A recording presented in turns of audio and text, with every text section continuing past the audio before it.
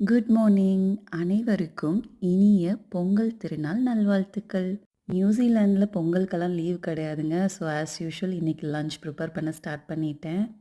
உருளைக்கிழங்க சின்ன சின்னமாக கட் பண்ணி இந்த மாதிரி உப்பு போட்டு மிக்ஸ் பண்ணி கொஞ்சம் 5 to 10 மினிட்ஸ் ஊற வச்சிட்டோம் அப்படின்னா சீக்கிரமும் வெந்துடும். ப்ளஸ் நம்மளுக்கு வந்து ரொம்ப கிறிஸ்பியாகவும் கிடைக்கும்.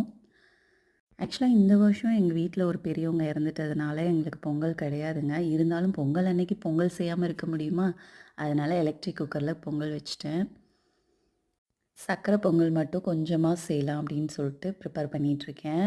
அப்புறம் லஞ்சுக்கு பார்த்திங்கன்னா சாம்பார், முருங்கைக்காய், கத்திரிக்காய், முள்ளங்கி, கேரட்லாம் போட்டு சாம்பார் வச்சாச்சு. இப்போ நம்ம உப்பு போட்டு கிளறி வச்சுருந்தோம் இல்லையா, அந்த உருளைக்கிழங்க வந்து தாளித்து போட்டு ஃப்ரை பண்ணிக்கலாம். கொஞ்சம் வெந்ததுக்கப்புறமா நம்ம மிளகாய் பொடி போட்டோம் அப்படின்னா பொடி கருகாமல் இருக்கும். ஸோ கொஞ்சம் கலர்ஃபுல்லாகவும் இருக்கும்.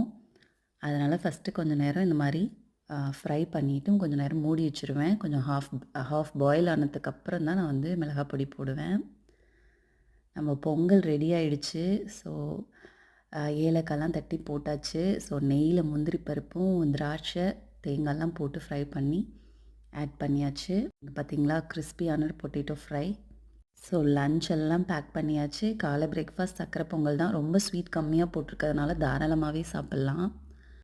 ஓகே, அவங்கள வேலைக்கு அமிச்சிட்டு பொங்கலை டேஸ்ட் பண்ணியாச்சு. சூப்பராக இருக்குது.